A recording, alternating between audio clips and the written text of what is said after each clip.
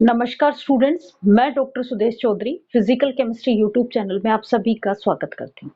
हम लोग BSc third year की इनऑर्गेनिक केमिस्ट्री पढ़ रहे थे। इस इनऑर्गेनिक केमिस्ट्री में मैं आप लोगों को यूनिट सेकंड पढ़ा रही थी। यूनिट सेकंड में हम लोगों ने लास्ट वीडियो लेक्चर्स में मैंने आप लोगों को सीएफटी के बारे में बताया था। उसके बाद हमने स्प्लिटिंग स्टडी की थी, डी ऑर्बिटल्स की, और उन स्प्लिटिंग में हमने ऑक्टाहेड्रल की स्प्लिटिंग देख ली थी। ऑक्टाहेड्रल स्प्लिटिंग के अंदर मैंने डी ऑर्बिटल्स को दो पार्ट में डिवाइड किया था, ईजी और टी2जी। टी2जी ऑर्बिटल्स की एनर्जी कम बताई थी और ईजी ऑर्बिटल्स की एनर्जी ज्यादा बताई थी, क्योंकि ईजी ऑर्बिटल्स जो थे वो एक्सियल ऑर्बिटल्स थे और जो हमारे लिगेंड्स आते हैं वो भी एक्सिस पे आते हैं। तो इन एक्सियल ऑर्बिटल्स के पास में होने के कारण, लिगेंड्स पास में होने के कारण इनके साथ जो रिपल्सन था वो ज्यादा था।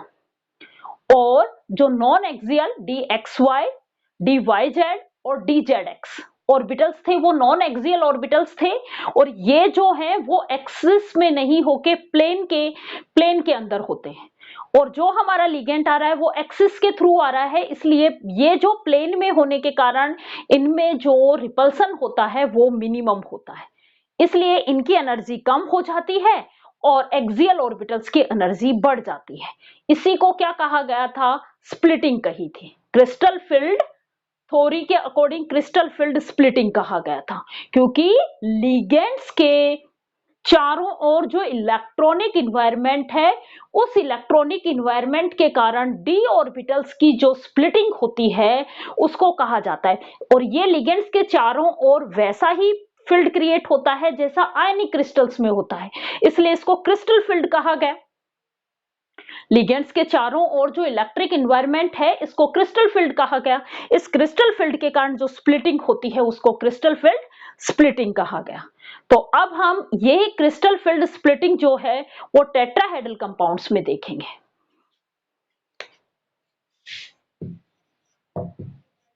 बीएससी थर्ड ईयर की इनऑर्गेनिक का पार्ट है ये।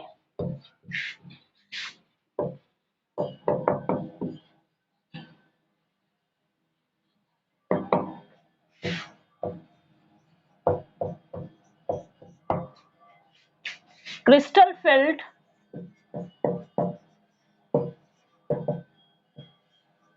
splitting of d orbitals in tetrahedral compounds।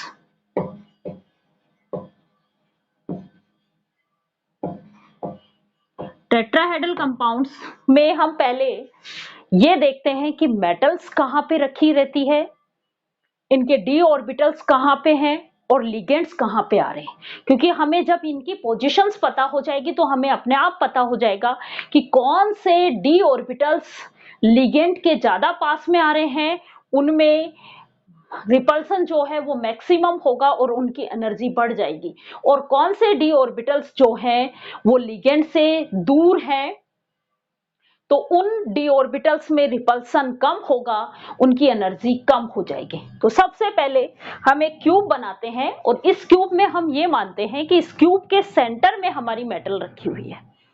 और कोई भी क्यूब बनता है तो उसकी एक फेस का जो कोना होता है वो तीन फेस बना रहा है। कभी भी क्यूब के एक कॉर्नर से तीन फेसेस बनती हैं। इन तीन, एक उस कॉर्नर पे रखी होती है एक लिगेंड तो, और इन तीन जो फेसेस बनती हैं, इन फेसेस के डायगोनल पे यदि मैं लिगेंड रख देती हूं तो मेरे पास जो स्ट्रक्चर बनेगी वो टेट्राहेड्रल स्ट्रक्चर बनेगी। कभी भी आप एक रूम से देखो, रूम हमारा क्यूब बना हुआ है, इस रूम के सेंटर में मैंने मेटल रखी है और इस रूम की कोई भी एक कोना जिससे तीन फेसेस बन रही हैं, आप कभी भी देखोगे तो एक जो कोना है उससे तीन फेसेस बनेंगे। ये बोर्ड है, एक फेस ये बनी, इसके इस कोने से एक फेस ये बोर्ड वाली बनी, एक जस्ट इसके पीछे वाली बनी और एक ये बराबर वाली बनी। तीन फेसेस बनती हैं। इन तीनों फेसेस के डायगोनल पे भी यदि मैं एक एक लिगेंड रख दूंगी तो मेरे पास जो स्ट्रक्चर बनेगी वो टेट्राहेड्रल स्ट्रक्चर बनेगी। जैसे हमने क्यूब बनाया,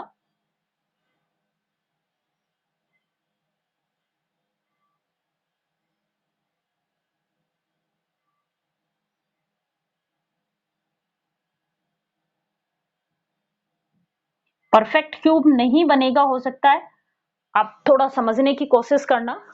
इसके मिडिल में मैंने एक मेरी मेटल रखी, ये मेरी मेटल आयन है। ये क्या है? मेटल आयन है। इस मेटल आयन के एक्सेस क्या होंगे? ये एक्स एक्सिस होगा, ये वाई एक्सिस होगा, और ये वाला जेड एक्सिस होगा। ये एक्स एक्सिस होगा, ये वाई एक्सिस होगा, और ये जेड एक्सिस होगा। अब देखो मैं इस पे लिगेंड रख रही हूं। एक लिगेंड यहां पे मिलेगा, एक लिगेंड मेरा यहां पे मिलेगा, इस पॉइंट पे।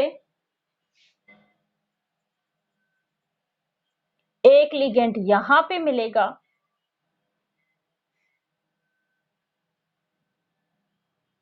सॉरी पीछे वाले पे, डायगोनल, डायगोनल मिलेगा ऐसे।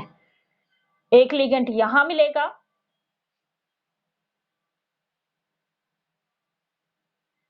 और एक लिगेंड यहां पे मिलेगा। इन लिगेंड्स को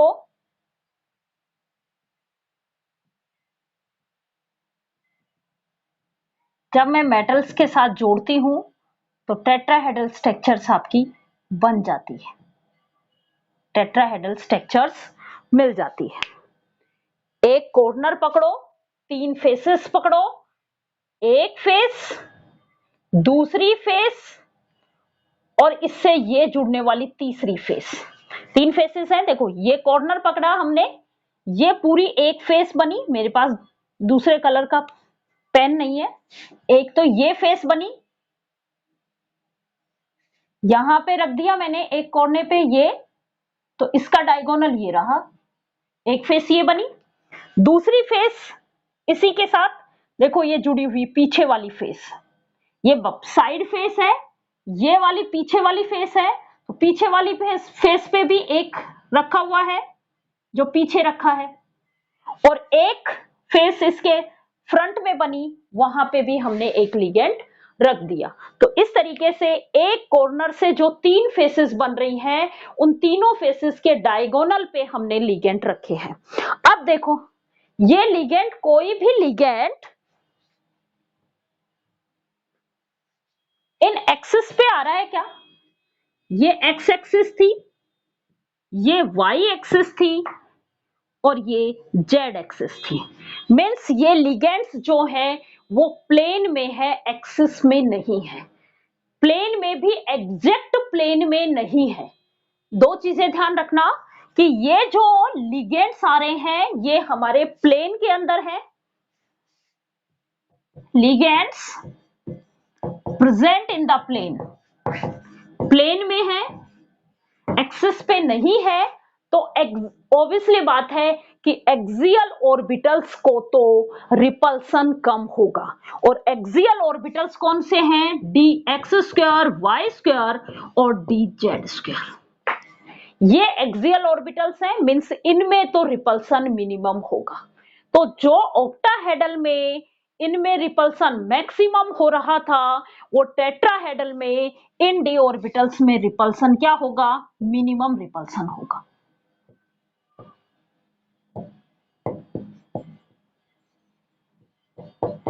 मीन्स क्यों होगा? क्योंकि ये लिगेंड से मैक्सिमम डिस्टेंस पे होंगे, मैक्सिमम डिस्टेंस फ्रॉम लिगेंड, और जब लिगेंड से मैक्सिमम डिस्टेंस पे होंगे तो इनमें रिपल्सन मिनिमम होगा।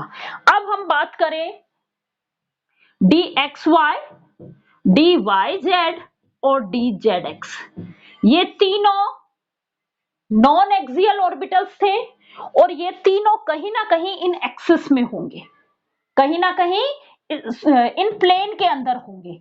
हमारा लिगेंड भी प्लेन में है, एग्जैक्ट उनके पास नहीं है। मान लो डी और डी एक्स वाई है, वो कहां होगा, इस एक्स प्लेन में, और वाई प्लेन में, इस तरीके से होगा। तो लिगेंड इनके पास में आ गए, भाई यहां पे लिगेंड है, इसके पास है, यहां लिगेंड है, इसके पास है, यहां लिगेंड है, इसके पास है, यहां लिगेंड है, इसके पास है। मींस लिगेंड जो है वो किनके पास आ गए, इनके पास, नॉन एक्सियल ऑर्बिटल्स के पास में आ गई, लेकिन बहुत ज्यादा पास में नहीं है, जैसे ओक्टाहेड्रल के अंदर होते हैं उतने पास में नहीं होते हैं। तो क्या हुआ, ये मिनिमम डिस्टेंस है किससे, फ्रॉम लिगेंड्स, लिगेंड से मिनिमम डिस्टेंस है, तो क्या होगा, मैक्सिमम रिपल्सन होगा, मैक्सिमम रिपल्सन होगा। और जब मैक्सिमम रिपल्सन होगा तो ये क्या बन जाएंगे, हाई एनर्जी के ऑर्बिटल्स। कैसे बन जाएंगे ये, हाई एनर्जी ऑर्बिटल्स। और ये कैसे बन जाएंगे, जब मिनिमम रिपल्सन है, मैक्सिमम डिस्टेंस है लिगेंड से, तो ये कैसे बन जाएंगे, लो एनर्जी ऑर्बिटल्स।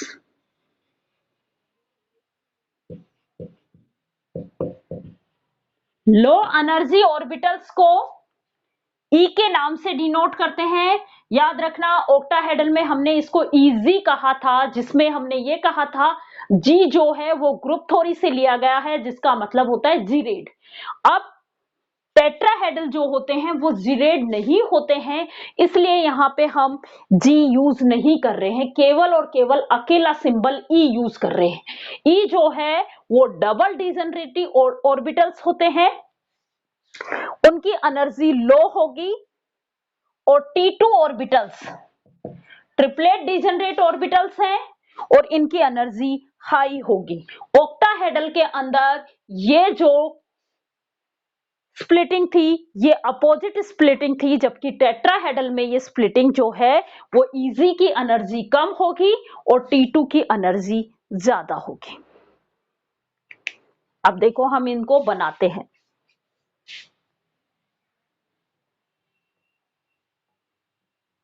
फिर इनके कुछ कंपैरिजंस पढ़ते हैं ओक्टाहेड्रल और टेट्राहेड्रल के बीच में।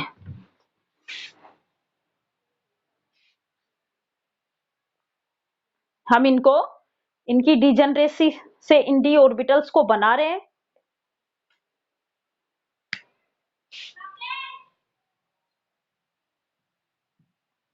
ये 5d ऑर्बिटल्स हैं। जब मेटल आयंस लिगेंड के कांटेक्ट में नहीं है तो ये 5 ऑर्बिटल्स डिजेनरेट रहते हैं। जब मेटल आयंस लिगेंड के कांटेक्ट में नहीं होती है तो ये 5 ऑर्बिटल्स डिजेनरेट रहते हैं। लेकिन जब मेटल आयंस इनके पास में आती है, मेटल आयंस के पास लिगेंड्स आते हैं, तो ये डी ऑर्बिटल्स की डिजेनरेसी डिस्ट्रॉय हो जाती है और ये दो एनर्जी लेवल्स में डिवाइड हो जाते हैं, दो एनर्जी लेवल्स में डिवाइड हो जाते हैं, जिसमें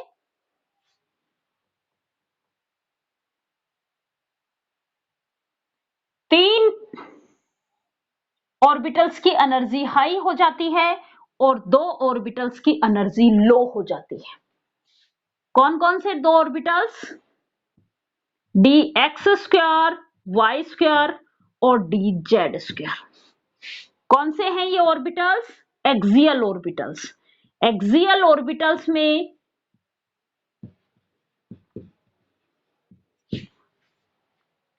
मिनिमम रिपल्सन होता है, इसलिए इनकी एनर्जी जो है वो लो एनर्जी होती है और इन ऑर्बिटल्स को कहा जाता है ई। और 3 ऑर्बिटल्स कौन कौन से, D X Y, D Y Z और डी जेड एक्स, इनकी एनर्जी ज्यादा हो जाती है क्योंकि ये नॉन एक्सियल ऑर्बिटल्स हैं और नॉन एक्सियल ऑर्बिटल्स मींस ये प्लेन के अंदर रहेंगे और हमारे लिगेंड्स भी कहां प्रेजेंट थे, प्लेन में, इसलिए इन ऑर्बिटल्स को ज्यादा रिपल्सन फेस करना पड़ता है और ज्यादा रिपल्सन फेस करेंगे तो इनकी एनर्जी क्या हो जाएगी, हाई एनर्जी हो जाएगी और इनको क्या कहा जाएगा, T2 कहा जाएगा। यहां से यहां तक की एनर्जी को स्प्लिटिंग एनर्जी कहते हैं।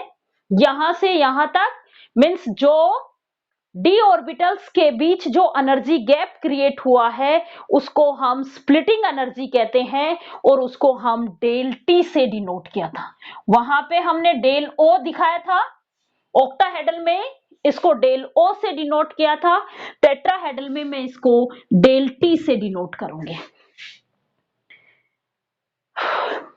यहां पे एनर्जी जो है जब ये लोअर एनर्जी के बनते हैं तो यहां पे एनर्जी जो है वो एमिट होती है, मींस यहां पे एनर्जी का एमिशन होता है और यहां पे एनर्जी का एब्जॉर्प्शन होता है। एमिशन एनर्जी को हम माइनस साइन से दिखाते हैं और एब्जॉर्प्शन एनर्जी को हम प्लस साइन से दिखाते हैं।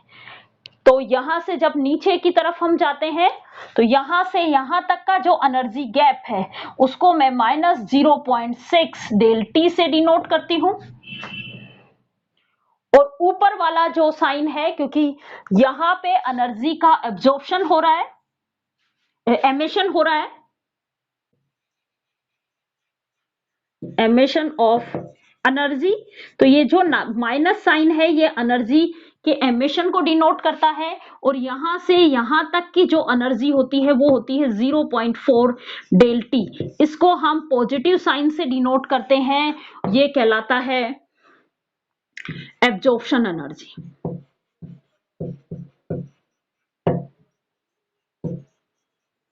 और यहां से यहां तक की जो एनर्जी है ये कहलाती है स्प्लिटिंग एनर्जी,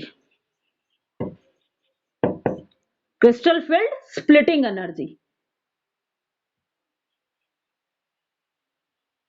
स्प्लिटिंग एनर्जी कहलाती है। इसको हम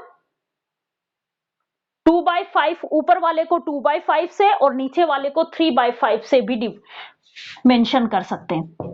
3/5 डेल टी और यहां से यहां तक की एनर्जी 2/5 डेल टी, यहां माइनस साइन आ जाएगा और जब इनका डिफरेंस निकालोगे आप तो हमेशा डेल टी ही डिफरेंस आएगा, हमेशा कितना आएगा, डेल टी ही डिफरेंस आएगा। अब देखो इनका हम कंपैरिजन करते हैं ऑक्टाहेड्रल से। देखो ऑक्टाहेड्रल में सबसे पहली बात याद रखना, ऑक्टाहेड्रल में ये जो स्प्लिटिंग है ये ज्यादा होती है, टेट्राहेड्रल में ये स्प्लिटिंग कम होती है क्योंकि कोई भी ऐसा डी ऑर्बिटल्स नहीं है जो लिगेंड्स के बहुत पास में है। किसमें, टेट्राहेड्रल में। टेट्राहेड्रल में कोई भी ऑर्बिटल्स डी ऑर्बिटल्स ऐसा नहीं है जो लिगेंड के बहुत ज्यादा पास में है। ये जो एक्सियल ऑर्बिटल्स थे, नॉन एक्सियल ऑर्बिटल्स थे, ये भी डी और लिगेंड से दूर थे।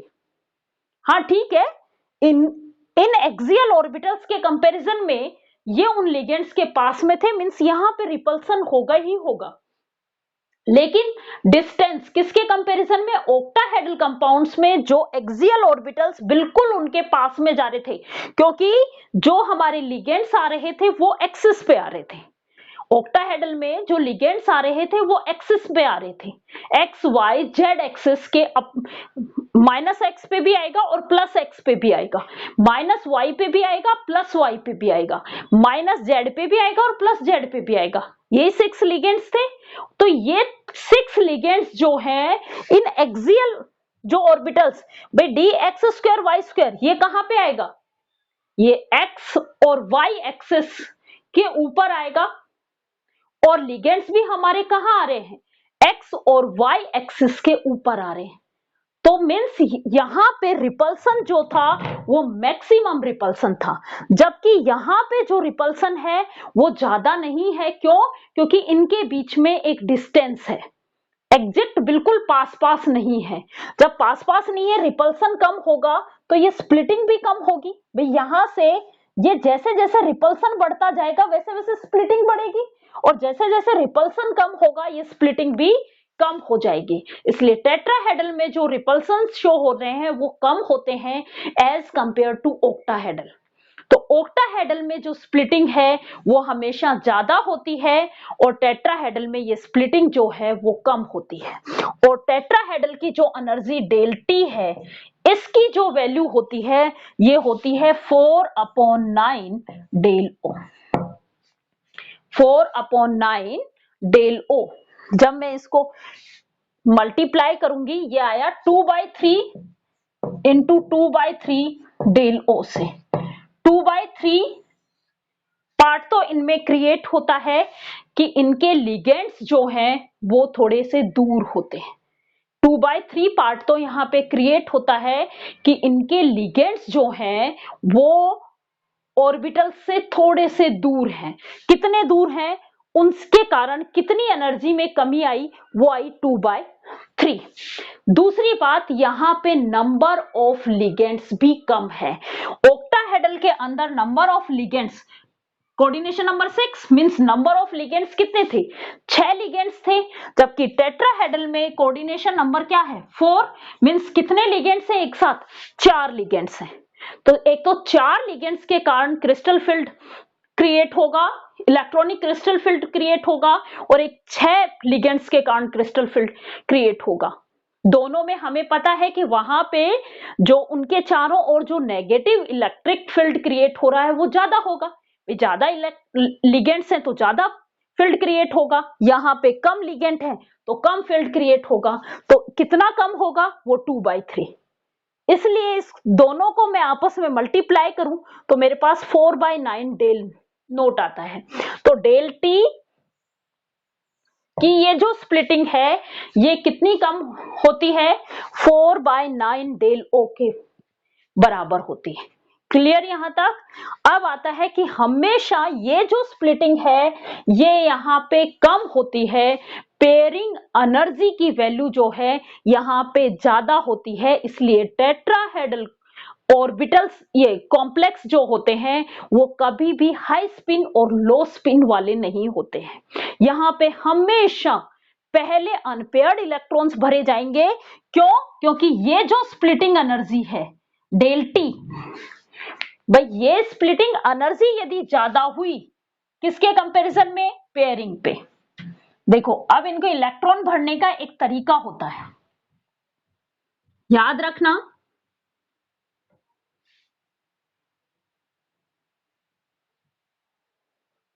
जब इलेक्ट्रॉन्स को हम पेयर करते हैं, जब इलेक्ट्रॉन्स को हम पेयर करते हैं तो सेम एनायन के पास, सेम चार्ज पार्टिकल्स के पास हम दूसरा चार्ज पार्टिकल्स ला रहे हैं, रिपल्सन बढ़ेगा। ऑब्वियसली बात है वहां पे भी एनर्जी की रिक्वायरमेंट होगी उस रिपल्सन को तोड़ने के लिए। क्लियर? उसको हम कहते हैं पेयरिंग एनर्जी।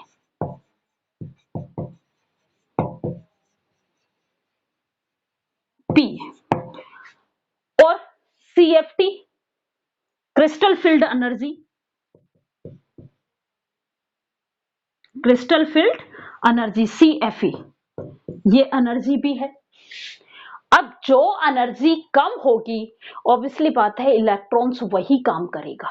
यदि मैं ये कहूं कि पेयरिंग एनर्जी की वैल्यू, यदि मैं आपसे ये कहूं कि पेयरिंग एनर्जी की वैल्यू जो है वो CFE क्रिस्टल फील्ड एनर्जी के कंपैरिजन में ज्यादा है, तो वो यहां से electrons means D orbital split हो रहे हैं इस तरीके से। अभी मैंने ये कहा CFE कम है पेयरिंग से, तो वो इलेक्ट्रॉन्स क्या होंगे, भाई ये इतनी एनर्जी उसको मिल गई तो वो यहां पेयरिंग ना होके क्या करेगा, अनपेयर्ड इलेक्ट्रॉन्स बना लेगा। लेकिन यदि आपसे ये कहा जाए कि पेयरिंग एनर्जी की वैल्यू कम है CFE से, क्रिस्टल फील्ड एनर्जी से कम है, तो ये इलेक्ट्रॉन्स हमेशा पेयर होंगे, क्योंकि जो एनर्जी कम होगी वो काम करेंगे, जिसके लिए कम एनर्जी की रिक्वायरमेंट होगी इलेक्ट्रॉन्स वो काम करेंगे। अब यहाँ पे पेयरिंग एनर्जी कम है तो इसलिए ये पेयर हो जाते हैं। अब हम बात करते हैं ओक्टाहेड्रल की। ओक्टाहेड्रल में मैंने आपसे बोला था कि ओक्टाहेड्रल में जो स्प्लिटिंग होती है वो बहुत ज्यादा होती है। ओक्टाहेड्रल में जो स्प्लिटिंग होती है वो ज्यादा होती है, और ये जो स्प्लिटिंग है ये डिपेंड करती है लिगेंड स्ट्रेंथ पे। किस बात पे डिपेंड करेगी? लिगेंड स्ट्रेंथ पे। लिगेंड की स्ट्रेंथ जितनी ज्यादा होगी स्प्लिटिंग उतनी ही ज्यादा होगी, और लिगेंड्स की स्ट्रेंथ का मतलब क्या है? उस लिगेंड के पास जितने ज्यादा नेगेटिव चार्ज होगा। तो भाई ये टूट रहा किसके कारण है? रिपल्सन के कारण। तो मींस क्या होगा? स्ट्रेंथ की बात करें तो उस लिगेंड के पास क्या होना चाहिए? नेगेटिव चार्ज जितना ज्यादा होगा।